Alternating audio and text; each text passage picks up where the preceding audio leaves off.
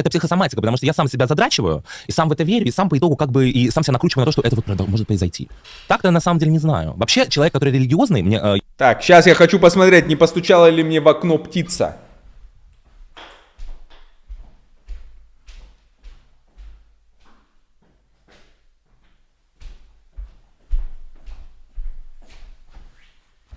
Не, это была не птица.